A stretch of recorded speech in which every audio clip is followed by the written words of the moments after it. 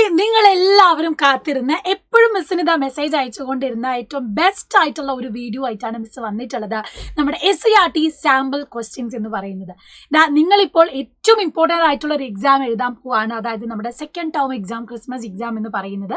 ഈ ഒരു എക്സാമിലേക്ക് വരുന്ന സമയത്ത് നിങ്ങൾക്കറിയാം നല്ല രീതിയിൽ കുഴപ്പിക്കുന്ന രീതിയിൽ അത്യാവശ്യം ടഫായിട്ടുള്ള ക്വസ്റ്റ്യൻ പേപ്പേഴ്സ് ആണ് SCERT മോഡൽ ക്വസ്റ്റ്യൻ പേപ്പർ എന്ന രീതിയിൽ ആനുവൽ എക്സാമിന് വേണ്ടിയിട്ട് നിങ്ങൾക്ക് പ്രൊവൈഡ് ചെയ്തിട്ടുള്ളത്.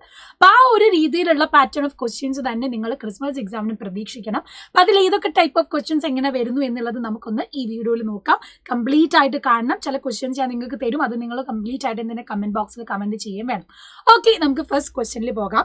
1 മാർക്ക് ക്വസ്റ്റ്യൻസ് നമുക്കറിയാം, മൾട്ടിപ്പിൾ ചോയ്സ് ക്വസ്റ്റ്യൻസ് ഉണ്ട്, സ്റ്റേറ്റ്മെന്റ് ബേസ്ഡ് ക്വസ്റ്റ്യൻസ് ഉണ്ട്, അങ്ങനെ പല രീതിയിലാണ് ക്വസ്റ്റ്യൻസ് വരാറുള്ളത്. അപ്പം ഈ ഒരു ക്വസ്റ്റ്യൻ നോക്കിക്കേ, identify the statement which is not characteristics of DNA. ഒന്നാമത്തെ ചാപ്റ്ററിൽ നിന്നും രണ്ടാമത്തെ ചാപ്റ്ററിൽ നിന്നും ഒക്കെ ക്വസ്റ്റ്യൻസ് വരും. അതുകൊണ്ട് പഠിച്ചിട്ട് തന്നെ വേണം ക്രിസ്മസ് എക്സാമിന് പോകാൻ വേണ്ടി. DNA പ്രത്യേകതയല്ലാത്ത പ്രസ്താവന തിരിച്ചറിഞ്ഞ് തന്നിരിക്കുന്നതിൽ നിന്നും ശരിയായ ഓപ്ഷൻ തിരഞ്ഞെടുക്കാനാണ് മൾട്ടിപ്പിൾ ചോയ്സ് ക്വസ്റ്റ്യൻസ് ആണ് വന്നിട്ടുള്ളത്. നോക്കാം. 2 strands are present. DNAക്ക് 2 ഇഴ ഉണ്ടല്ലോ, ഉണ്ട്. അപ്പോൾ അത് ശരിയാണ്. Adenine, thymine, uracil and guanine are the nitrogen base. DNA nitrogen base എന്ന് പറയുന്നത് അഡെനിൻ ഉണ്ട്, തൈമിൻ ഉണ്ട്, ഗുവാനിൻ ഉണ്ട്, ബട്ട് യുറാസിൽ ഉണ്ടോ? ഇല്ല, അത് RNA ആണ് അല്ലേ. അപ്പോൾ ഇത് റോങ് ആണ്. Sugar deoxyribose is present. Sugar പഞ്ചസാര ഏതാണ്? DNA ഡിയോക്സി റൈബോസ് ആണ്. ഇതിൽ ഏതാണ് not the characteristic of DNA എന്നാണ് ചോദിച്ചത്. അപ്പോൾ ഏതാണ് ഓപ്ഷൻ കറക്റ്റ് ആയിട്ട് വരിക? ഓപ്ഷൻ C ആണ്. 2 ഓൺലി, 2 മാത്രം എന്നുള്ള ഓപ്ഷൻ ആണ് കറക്റ്റ് ആയിട്ട് വരിക. സോ അപ്പം നമ്മൾ ഏത് ഓപ്ഷൻ ചൂസ് ചെയ്യണം? ഓപ്ഷൻ 2 അല്ലേ. അപ്പം ഓപ്ഷൻ C, അതായത് 2 മാത്രം എന്ന് പറയുന്നത്. അടുത്ത നോക്കിക്കേ, സ്റ്റേറ്റ്മെന്റ് വൈസ് ക്വസ്റ്റ്യൻ. കഴിഞ്ഞ പ്രാവശ്യത്തെ സ്റ്റേറ്റ്മെന്റ് വൈസ് ക്വസ്റ്റ്യൻസ് ഒക്കെ വന്നിട്ട് നിങ്ങളൊന്ന് ഞെട്ടിയതാണ്.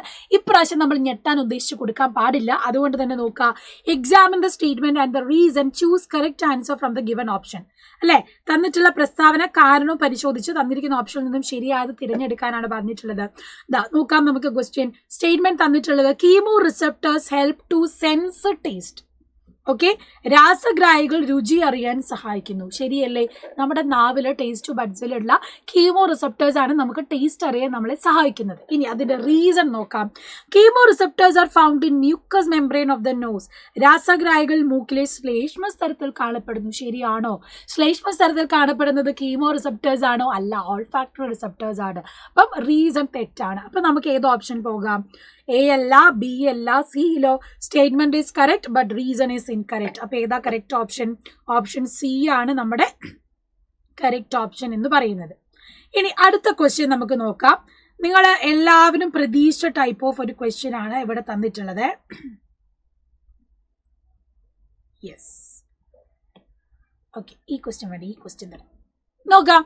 Observe the following illustration of a communicable disease transmitted by mosquitoes and another given questions. Answer given question. കൊതുകിലൂടെ പകരുന്ന ഒരു സാംക്രമിക രോഗം ചിത്രീകരിച്ചിരിക്കുന്നത് നിരീക്ഷിച്ച് തന്നിരിക്കുന്ന ചോദ്യങ്ങൾക്ക് ഉത്തരം എഴുതാനാണ്. അപ് ടു ഹെറിഡിറ്ററി ഡിസീസ് വരെ നമുക്ക് ക്രിസ്മസ് എക്സാമിന് പഠിക്കാനുണ്ടെന്നാണ് പറഞ്ഞിട്ടുള്ളത്. അപ്പോൾ ക്രിസ്മസ് പരീക്ഷയ്ക്ക് നമുക്ക് ഇങ്ങനെ ഒരു ചോദ്യം എക്സ്പെക്ട് ചെയ്യാം. രോഗങ്ങളിൽ നിന്ന്, പ്രതിരോധ വ്യവസ്ഥയിൽ നിന്നൊക്കെ ചോദ്യങ്ങൾ വരും. അപ്പോൾ അതുകൊണ്ട് ഈ ഒരു ചോദ്യം നോക്കിക്കേ, ഇതുപോലെ ചിത്രം തന്നിട്ട് ചോദിക്കും. ഇതേപോലെ ചിത്രം തന്നിട്ട് ഫാഗോസൈറ്റോസിസ്, വൂണ്ട് ഹീലിംഗ്, ഇൻഫ്ലമേഷൻ ഒക്കെ ചോദിക്കാം. അപ്പോൾ ഈ ഒരു ചിത്രം നോക്കി identify the disease and symptoms ആണ് തന്നിട്ടുള്ളത്. ഏതാണ്? മലേറിയ, മലമ്പനിയാണ്. ആൻഡ് എന്തൊക്കെയാണ് ഇതിന്റെ സിംറ്റം?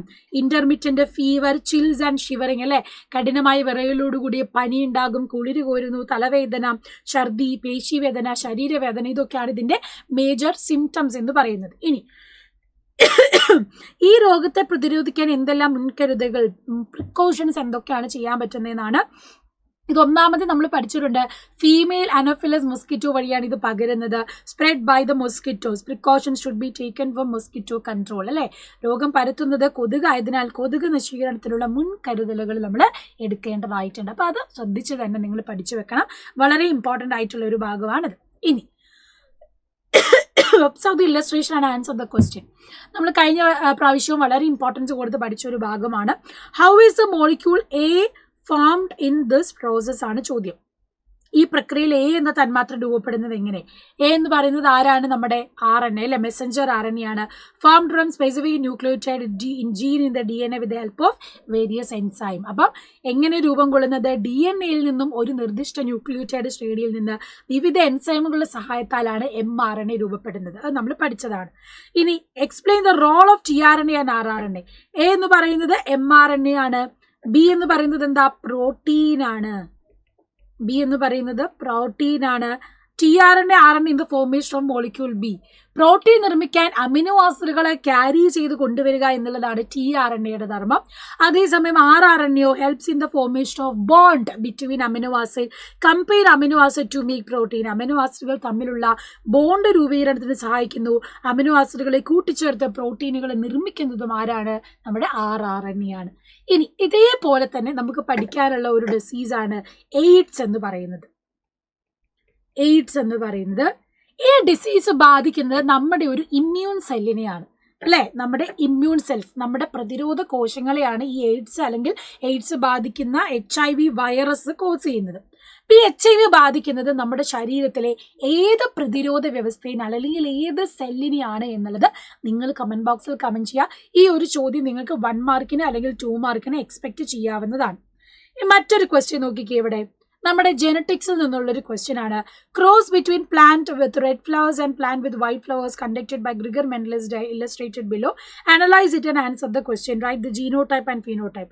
ഇവിടെ 6 ആണ്. അപ്പോൾ ജീനോടൈപ്പ് എന്ത് വരും? ക്യാപിറ്റൽ R സ്മോൾ r ആണ് വരിക. ഫീനോടൈപ്പ് എന്ന് പറയുന്നത് റെഡ് ഫ്ലവർ അല്ലെങ്കിൽ ചുവന്ന പൂക്കളാണ്. ഇനി F1 plant and parent produce white flower അല്ലേ? ഈ F1 തന്നെ എന്ത് ചെയ്യാണ് ഇവിടെ? The parent plant produce white flower. F1-ഉം വെളുത്ത പൂക്കൾ ഉൽപ്പാദിക്കുന്ന മാതൃസസ്യം തമ്മിലുള്ള വർഗ്ഗസങ്കരണം ചിത്രീകരിക്കാനാണ് പറഞ്ഞിട്ടുള്ളത്. അപ്പം ഇവർ തമ്മിൽ നമ്മൾ ചിത്രീകരിക്കുമ്പോൾ നമുക്ക് capital R small r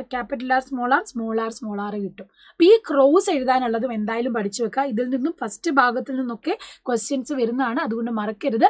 and ഈ ഒരു ക്വസ്റ്റ്യനും ഓർത്ത് വെക്കുക. എയ്ഡ്സ് കോസ് ചെയ്യുന്നത് അല്ലെങ്കിൽ HIV നമ്മുടെ ബോഡിയിൽ ഏത് സെല്ലിനെയാണ് ബാധിക്കുന്നത് എന്നുള്ളത് കമന്റ് ബോക്സിൽ കമന്റ് ചെയ്യുക. കൂടുതലുള്ള ഇമ്പോർട്ടൻറ്റ് ക്വസ്റ്റ്യൻസും ഒക്കെ റിവിഷനും എക്സാം ഒക്കെ ആയിട്ട് നമ്മുടെ അസ്ത്ര ബാച്ചിലാണ് കണ്ടക്ട് ചെയ്യുന്നത്. അപ്പോൾ ഒട്ടും സമയം കളയാതെ വേഗം തന്നെ അസ്ത്ര ബാച്ചിലേക്ക് ജോയിൻ ചെയ്തോളൂ. അടിപൊളിയായിട്ട് നമുക്ക് പഠിക്കാം. ബൈ.